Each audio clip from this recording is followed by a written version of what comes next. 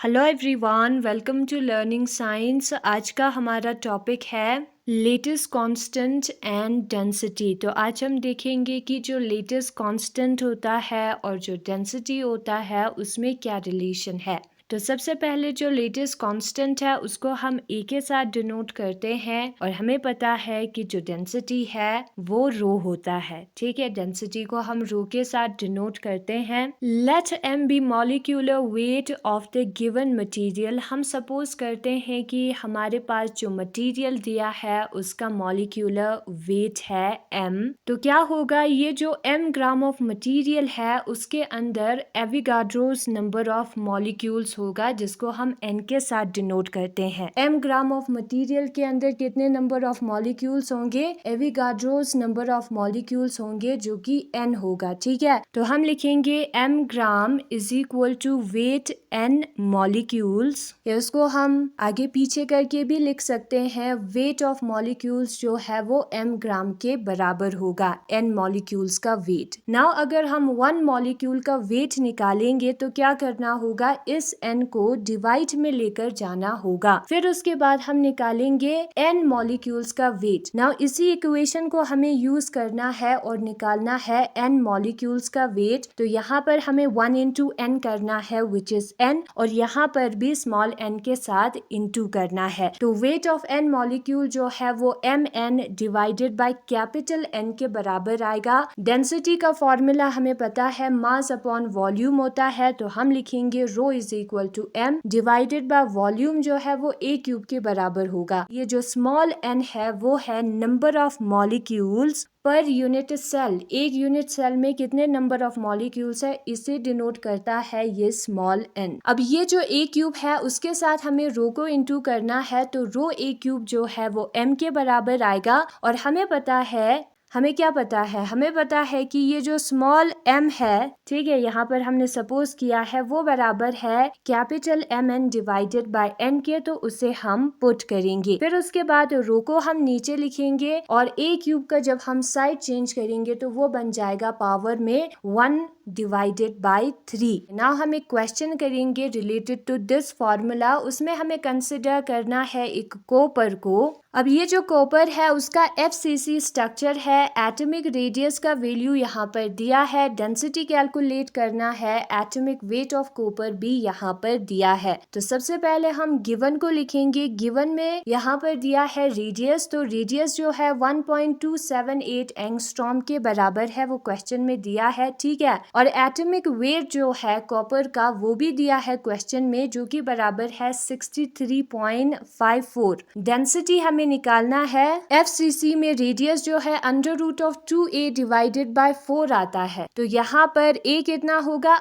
Under root of कितना होगा, a बराबर होगा 4r divided by under root of 2k। ठीक है, तो रेडियस का वैल्यू पुट करेंगे यहाँ पर हम, तो आएगा 4 into 1.278 divided by under root of 2। And जब हम इसको सॉल्व करेंगे तो हमें मिलेगा 3.61 एंगस्ट्रॉम। तो a यहाँ पर कितना होगा, 3.61 एंगस्ट्रॉम। फिर उसके बाद हमें निकालना है a का क्यूब, क्योंकि डेंसिटी में a का क्यूब यूज होता है। ठीक है, तो यहाँ पर जो a का क्यूब है वो बराबर होगा 3.61 का क्यूब। अब यहाँ पर एंगस्ट्रॉम को हमने सेंटीमीटर क्यूब में कन्वर्ट किया है, तो आएगा यहाँ पर 10⁻⁻24। कैसे, 1 एंगस्ट्रॉम जो है वो 10⁻⁻10 मीटर के बराबर होता है। तो 1 एंगस्ट्रॉम का जब हम क्यूब करेंगे तो आएगा 10⁻⁻10 का क्यूब, और उसके साथ साथ यूनिट्स का भी क्यूब होगा। तो यहाँ पर होगा मीटर का क्यूब। 10 इंटू 3 जो है वो 30 होता है, तो 10⁻⁻30 होगा। मीटर का क्यूब यहाँ पर आएगा ना। अगर हमें सेंटीमीटर का क्यूब निकालना है तो सेंटी क्यूब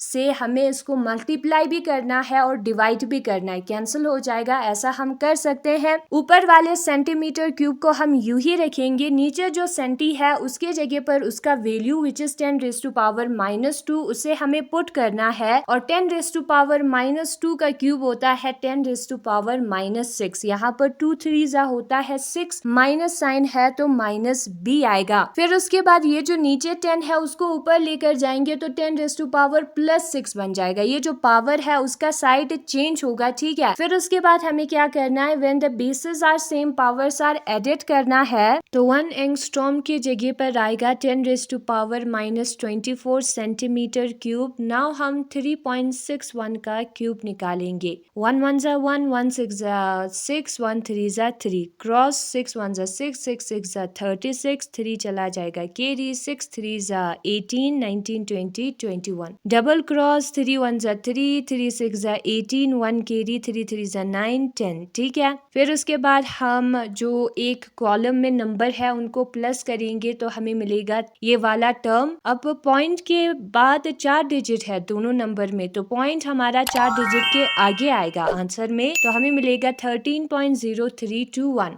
13.03 ही लेते हैं, ठीक है, 4 ही डिजिट्स लेते हैं। फिर उसको हम 3.61 के साथ फिर से इंटू करेंगे क्योंकि हमें निकालना है क्यूब। 3 1 जा 3 आएगा, 1 0 जा 0, ठीक है, तो 0 लिखेंगे। 3 1 जा 3, 1 1 जा 1, 6 3 जा 18, 1 कैरी, 6 0 जा 0, प्लस 1 करेंगे तो 1, 6 3 जा 18, 1 कैरी, 6 1 जा 6, प्लस 1 करेंगे तो 7, 3 3 जा 9, डबल क्रॉस करने के बाद फिर 3 0 जा 0, 3 3 जा 9 और 3 1 जा 3। फिर उसके बाद जो वर्टिकल लाइन में नंबर्स है ना उनको प्लस करना है तो हमें मिलेगा 47। तो हम लिखेंगे यहाँ पर 47 इंटू 10⁻⁻24 सेंटीमीटर क्यूब। ये हमारा ए क्यूब का वैल्यू है, ठीक है ना। डेंसिटी के फॉर्मूले को हम यूज करेंगे जो कि हमें यहाँ पर मिला है। ए क्यूब को डिवाइड में लिखना है। ये जो फेस सेंटर्ड क्यूब है उसमें N4 आता है, नंबर ऑफ एटम्स, ये हमने पहले निकाला था। तो हम n के जगह पर 4 लिखेंगे। m का वैल्यू क्वेश्चन में दिया है जो कि हमारा मॉलिक्यूलर वेट है, एटॉमिक वेट है। n का वैल्यू, कैपिटल N का वैल्यू जो है वो एविगाड्रोस नंबर है जो कि 6.023 इंटू 10⁻23 होता है। इंटू ए क्यूब का वैल्यू भी अभी हमने निकाला है, उसको हम लिखेंगे। नाउ इसको सॉल्व करने के बाद हमें कितना मिलेगा, 8.98 ग्राम पर सेंटीमीटर क्यूब मिलेगा जो कि डेंसिटी है। यही चीज बुक में भी दिया है। We now find the relationship between lattice constant a and density of cubic crystal material. Relation निकालेंगे लेटेस्ट कांस्टेंट और डेंसिटी के बीच में। Let m be the molecular weight of the given material. हम सपोज करते हैं कि जो m है वो मॉलिक्यूलर वेट है दिए गए मटेरियल का। Then m gram of material contains Avogadro number of molecules. और हम सपोज करेंगे कि जो स्मॉल n है वो मॉलिक्यूल्स है एक यूनिट सेल का, ठीक है, नंबर ऑफ